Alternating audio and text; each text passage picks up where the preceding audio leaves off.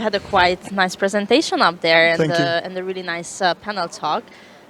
We have some questions from the audience, but first of all, I would like to have a personal question: that how does it feel to come so far from a bachelor project?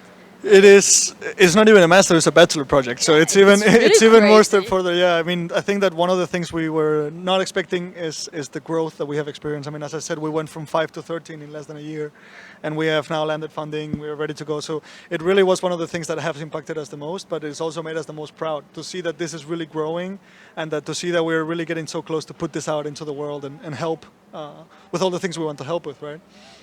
Yeah, that's really cool. And then actually, one of the questions you more or less answered already. That do you have any other areas than firefighting where you would like to implement your technology? Yeah, definitely. Right now, our main three areas that we want to implement into next is search and rescue, wildlife control, and aerial inspection, just based on all the interest we have gathered from different stakeholders asking us if it could be something we could look into, right?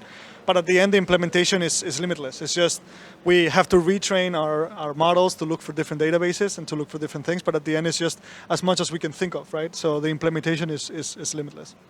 But then, like based on your presentation, you're not really interested in going for, like as you mentioned, pizza delivering or delivering products or anything like this. No, our goal is to build an information platform. We want to be able to help a lot with in reconnaissance in different areas, as we believe that in the world we are now, information is key, and information is, as they say, is more valuable than oil, right? And so if we can provide that useful information that can help in disaster situations, that can help in management of infrastructures, that can help in saving people, saving lives, saving nature, that's what we're all about. So we want to be able to put that into the world and to put that information to the right people that need it the most.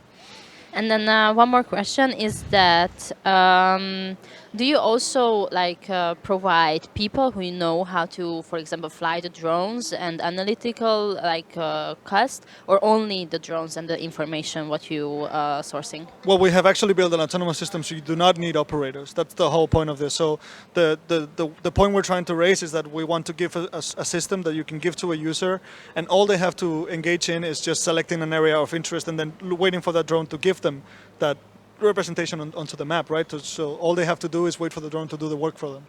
And by this, by doing it this way, we keep them safe. We keep them at a safe distance from the fire, and we send into the danger the thing that they will not care as much as they would care for their fellow firefighter lives in the wildfire case. But implementing into other use cases is the same concept, right?